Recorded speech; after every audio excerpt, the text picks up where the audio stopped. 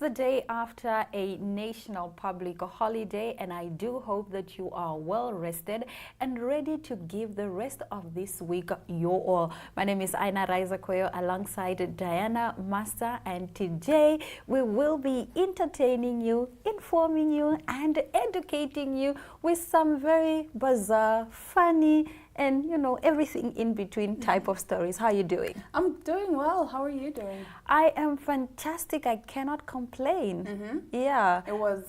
It was a sad time, man. This weekend was very sad, but we move, unfortunately. It's us wearing black again. I still think we are still in that. We're still subconsciously. What's crazy is we didn't even get the memo to wear black today, but for some reason we just decided. I guess, like you're saying, we are definitely still in mourning, also subconsciously, because it was a very heavy weekend. It was a heavy weekend, but we are here today on a Tuesday morning. I was about to say on a Monday morning. And this week is going to be a fantastic week. Yeah, because we are going to win. We're going to win. So the NTV Awards are this Thursday. Yes, the day after tomorrow. It's crazy that it's the day after tomorrow. And like the nerves, the tension is officially starting to build. Yeah. I am ridiculously nervous, but also really excited. I'm just What are you nervous about? I don't know, man. I hate being... Okay, I can't say I hate being nominated. I love it, but then there's also that anxiety that comes. I don't like that anxiety. I don't like the 50-50 thing where it's like you can either win or you can lose. Right? But already a nomination is a win. That's the thing. People say, just the fact that you're nominated is I get it, but like it'll be nice to win it. What would the win mean for you if you were to win? Oh my goodness, I don't even know what it would mean to me, but it's just one of those things whereby you feel like the hard work that you put in is finally being appreciated and recognized. Is it some sort of validation? Basically, I would say it is. And it's good to have something physical. Yes, to show that, tangible results. Like I'm that person that even my Employee of the Month award, like those certificates, they're there, they're displayed. So now I have this trophy to put there. Same. Like, honestly speaking, I think that's the only reason. I want that trophy. So I just like, I did it. And I promise you, I am going to take a picture exactly like this. Yes. I mean, either or, this is the first NTV Awards. Exactly. If you don't win this year, you can win next year and the year thereafter. Like, you will be a broadcaster for the rest of your life. Well, that's my problem. I need to learn how to handle and deal with rejection. Like, that is definitely a me thing, and I know it's something that I should fix. But I've never been one to be able to just accept, like, oh, okay. Like, for me, it's like, I want to go there, like, but why did I win? Like, why?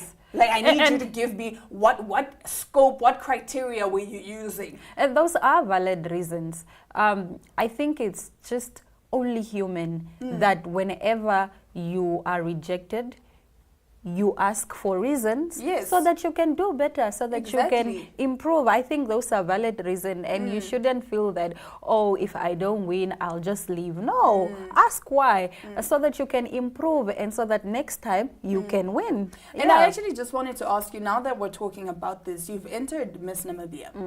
How did it feel, like knowing you're so close yet so far away from, like that minute after they announced, was it not the top 10, but the one before that, like the top 36, or like like what, you've made it to the next round? No, you don't make it until you win.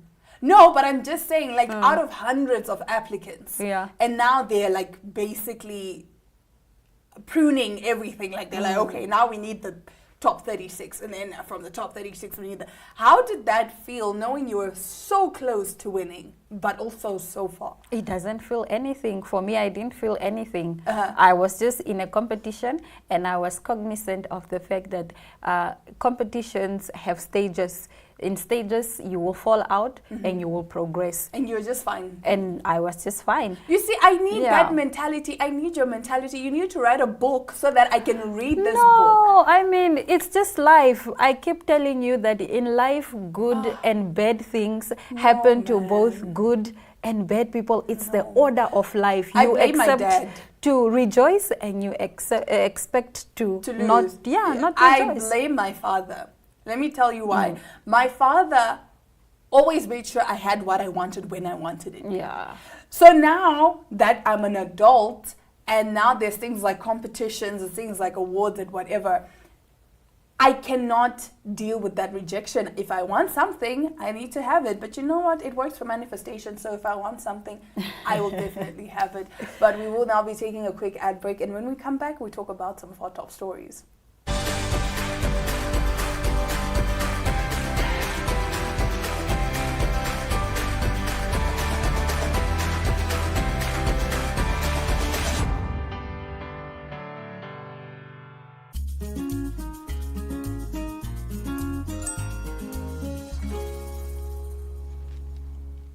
Now we start off with some ChatGPT news. It actually glitched out a few days ago. Rogue AI responding in nonsensical Spanglish and gibberish.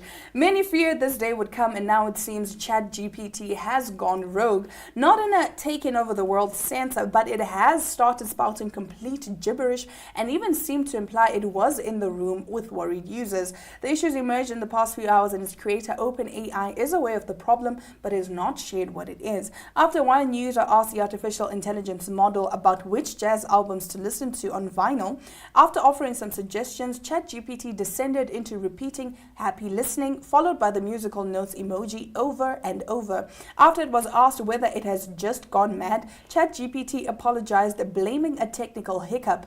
Other users found ChatGPT was beginning to mix up languages, apparently using Spanglish or slipping in a bit of Latin. In one response, it wrote, "Let me encyclopedize Messi, there's more 102 articulations hungry for," followed by a smiley face emoji. An initial statement from OpenAI read, "We are investigating reports of unexpected responses from ChatGPT," and shortly after, it said that the issue had been identified. The latest update said the team was continuing to monitor the situation. It seems, however, the chatbot has been reined back in, with no recent reports of rogue responses on social media. When asked, "You okay, Han?" by metro.co.uk, it responded, "As an I don't have feelings or emotions like humans do, but thank you for asking. How can I assist you today?"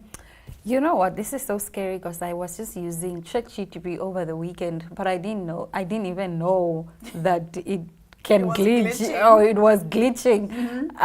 You know what I suspect? I think that maybe, I don't know if it's controlled, like the human resource behind, like ChatGPT, are the ones that are just responding, like setting the settings to respond in Spanish and whatsoever with emojis. That's how someone hacked it so that they can make this weird joke. Yeah, to them it's like a funny joke.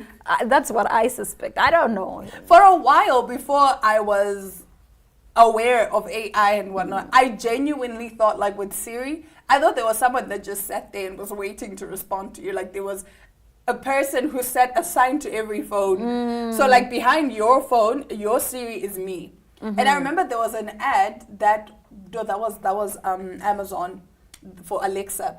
Alexa lost her voice, and so they were basically trying to find celebrities to fill in for Alexa. That ad was hilarious. I will show it to you. You can just go Google it, Alexa loses her voice ad.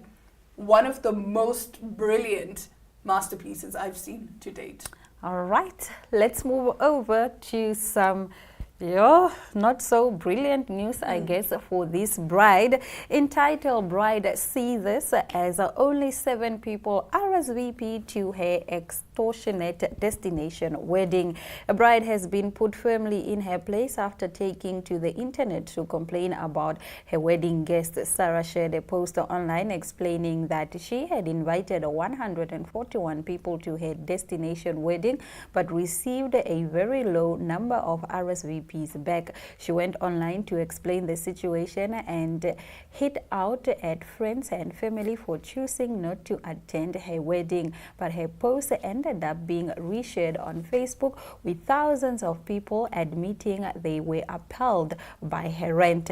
In her post, the American bride-to-be Sarah wrote, "At the risk of sounding entitled, I have to vent today. When we invited our friends and family to our destination wedding in Thailand, only 9 people RSVP'd out of 150. Okay, I get it. Paying $3,000 to share my special day is too much for some of you. I'd pay for yours, but whatever." But then when we changed the wedding to be to Hawaii, so it's within everyone's reach, only 7 people RSVP'd. It cost less, but less of you want to come. Is that what you think of me? You can't spare $2,000 to come share our happiness. She concluded by saying, "I am tempted to just elope and not let any of you be part of our happiest day. This is it, guys. You have 3 days to respond to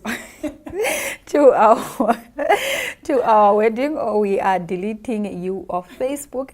And good luck keeping up with our lives then. And don't get me started on the registry. Only the cheap stuff is gone. I swear I thought I had better friends. My husband and I are asking you to reconsider." Oh my God. And this is what the readers on Facebook responded. One person wrote, "Judging friendships by how much money they spend on you is really the bottom of the barrel. I wonder if she even has one real friend, probably all suck-ups who fake laughs at her entitled stories."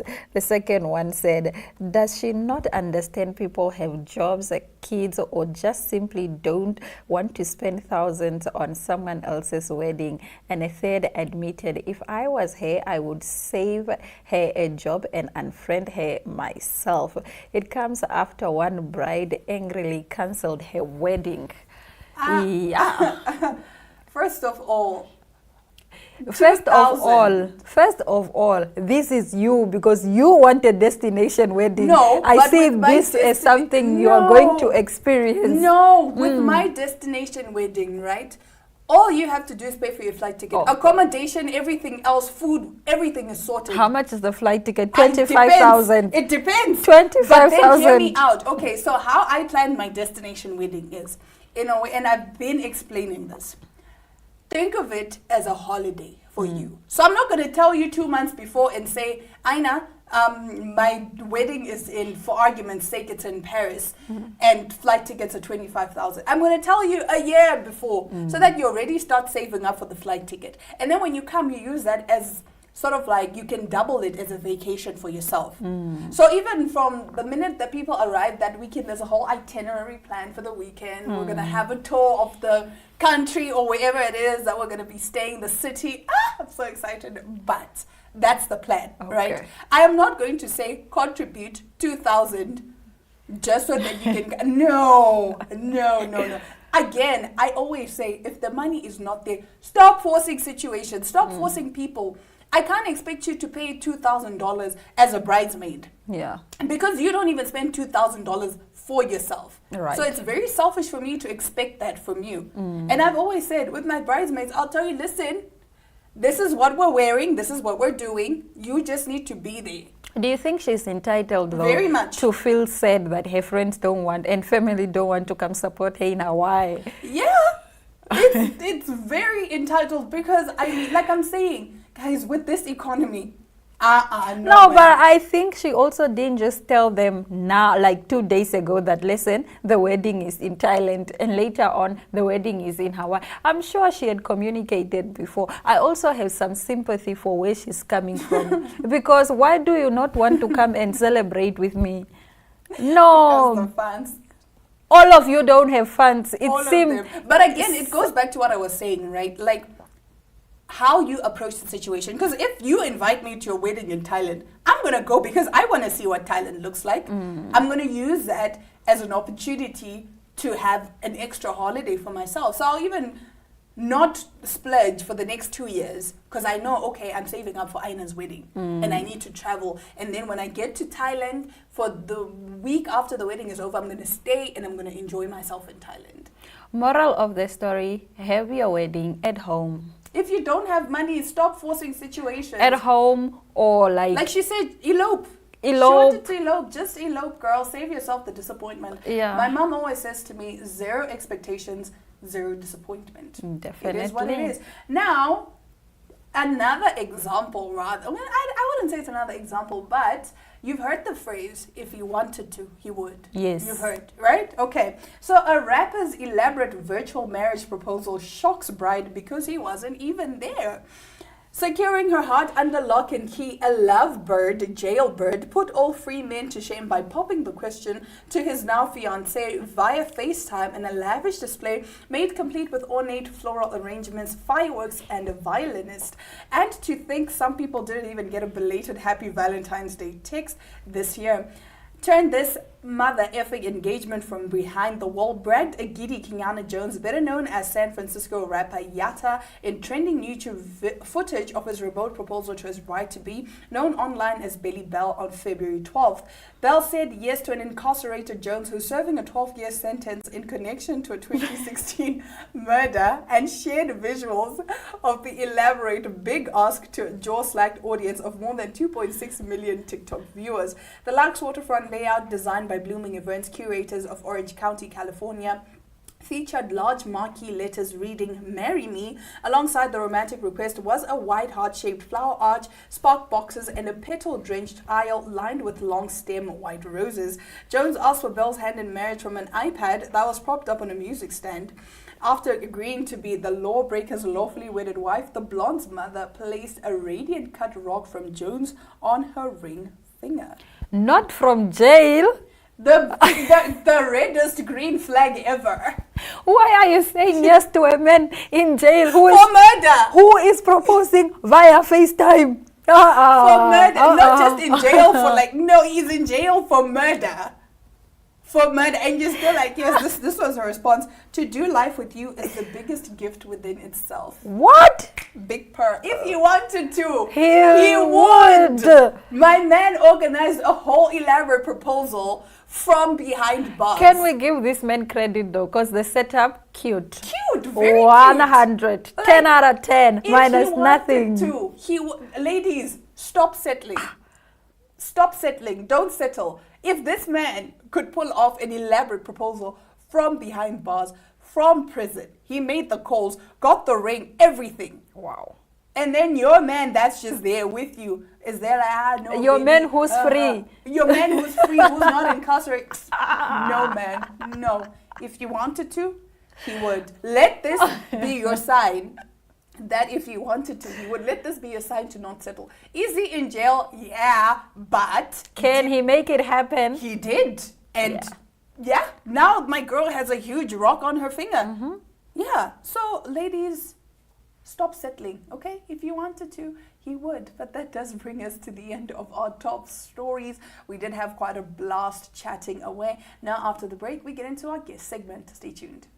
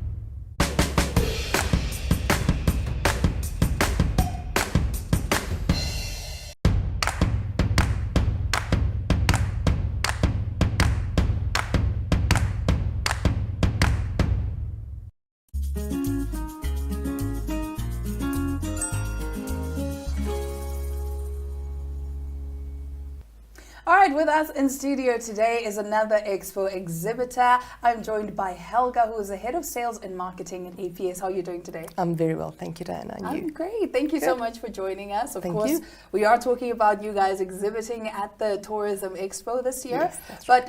Just start us off by telling us a little bit about APS. APS is currently the leading service provider for staff outsourcing in Namibia. We have about 4,500 staff members deployed across the country at various different sites, as well as in Zambia and Botswana. We have skills in most of the different sectors that we have, FMCG, hospitality sector, mining, engineering, just about everything you can think of, logistics and warehousing, where you see people working, there's probably an APS staff member deployed there. Wow, okay. Yes. Now, I understand you guys also have a guest house. Yes, that's right.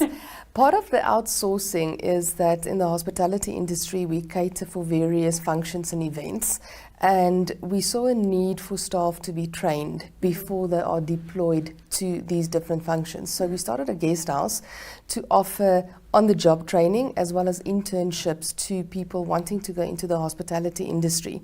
So we train people from housekeeping right through to a barista to make sure that they are well knowledgeable and that they have the experience once they go out to the different functions that we outsource the staff to. Well, that is absolutely amazing. The fact that, you know, you do the training yourselves and then you send them out. Like you don't just throw them into the swimming pool and say there, sink or swim, right? Okay, so you guys are, of course, like I mentioned earlier, exhibiting at the Tourism Expo this year. What are some of the things that you're looking forward to? We'll be at stall 25 and 26 there. We will have some information on all the different elements of training that we do in the industry. And as well as some samples of what we can offer from events catering, grazing tables, platters and things like that we also do. So, and then there are some special, if there are special requests and offerings that we can do, you can also discuss it there at the expo. Yeah. I got ahead of myself. I actually wanted to find out a little more about your guest house. So people can actually come and stay there, get accommodation. Yes. What kind of food do you offer? What do you have on the menu? It is located, well, the guest house is located very centrally, so it's ideal for your business travelers that just comes in for a day or two and go out again. Currently, we cater for in-house guests, only breakfast and dinner. But a big market that we have discovered is the surrounding business areas that we offer a takeaway menu for. So you can phone the guest house and we come and deliver at your office, bring the swiping card facilities with, so you can just get your food. It's healthy food. There's chicken wraps, salads, hamburgers, but there's quite a big menu. So if you go onto the website, you'll be able to get that. Or you can phone the guest house and they will provide you with a WhatsApp number and you can just send an order through. Oh wow, that is so convenient. We're currently busy renovating the whole kitchen area as well, so pretty soon they will be open for the public for dinner experiences outside at the swimming pool. We've got a big deck open as well as in the restaurant, small and intimate, but we've had quite a successful Valentine's dinner event there.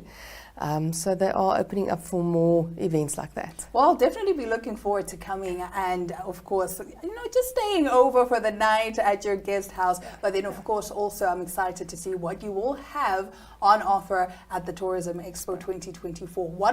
Can you give us maybe a brief highlight or something to expect? Spoiler. Coffee is always a highlight. So coffee is always a good idea. There will be bean to cup coffee available at the stand. So if you walked around and you need something to spruce you up a bit, just come to the APS stand and there's nice bean to cup coffee waiting for you there. Oh, lovely. I mean, coffee, and I mean, they are watching Smell the Coffee. It makes sense. Exactly. Thank you so much, Helga, for joining us today. You're welcome. Thank you for having us here, and we look forward to the expo. We are definitely looking forward to the 2024 Tourism Expo taking place on the 24th to the 26th of April 2024 at the Vinter Country Club and Resort. And you can actually get a view of what APS has on offer at their stall. Absolutely. Which is stall looking 25 forward to see you and there. 26. Fantastic. Awesome. Thank you so much. Stick around, more Smell the Coffee coming up after the break.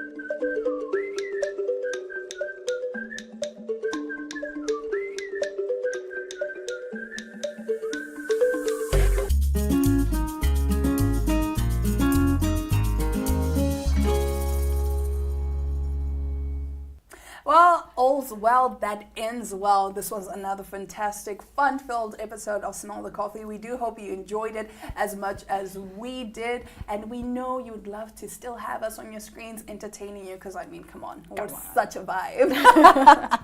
But they do say all good things must come to an end, but fear not, we will be back again tomorrow, same time, same place on your screens, and we are looking forward to having you join us while you just grab your cup of joe, sit back and relax while we entertain you with the freshest and most bizarre news out there in the world. From Diana Master and Aina Raiza Koyo, we do hope you have yourselves a lovely, wonderful Tuesday ahead.